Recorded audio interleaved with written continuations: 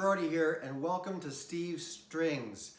Today I'm going to be showing you my very first cigar box guitar build. This is again number one, and in this case it is a Diddley bow. So this was my very first attempt at a cigar box guitar. I first became aware of cigar box guitars by watching Justin Johnson play one on YouTube. I thought that was pretty cool, so I thought I'd build one. This particular one came from a 2x4 that had been sitting around in my garage for about 12 years. My father-in-law, who's Canadian, came down for a visit when I was deployed to Iraq, and he was doing some project in the garage and ripped this 2x4 in half.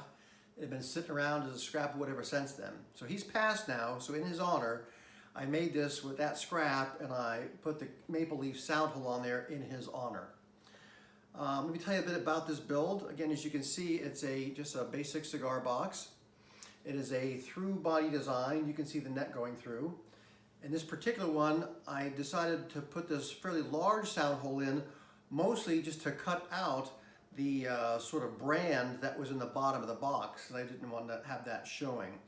But in retrospect, I realized it took so much of the wood from the box, it doesn't have a lot of vibration or resonance. And so that's a lesson learned, to not have too big a sound hole because it will affect sound.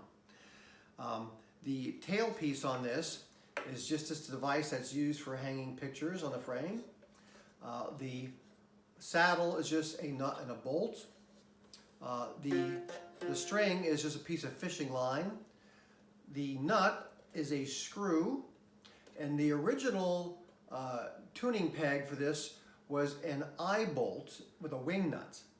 And I had that strung up, but I couldn't get very high tension on that. So I went ahead and I put in a regular guitar tuner, and I have this couple of eye screws and a bolt to help hold that string down to keep good tension on it.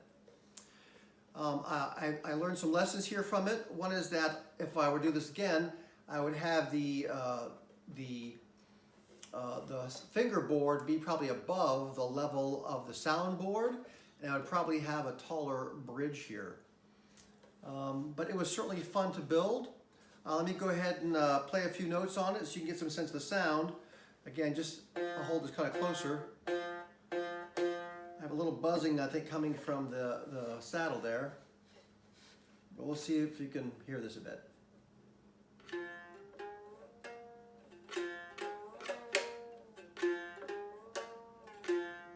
Anyway, it doesn't sound that great. Again, lesson learned. Next time I would certainly use a metal string. That'll probably give us some better projection, and I would definitely not cut that sound hole that big. I did not pick a pickup in this or put a pickup in this. I was just experimenting to see what the process was like, and I learned a lot from it. If you like this, subscribe and build one yourself. They're fun.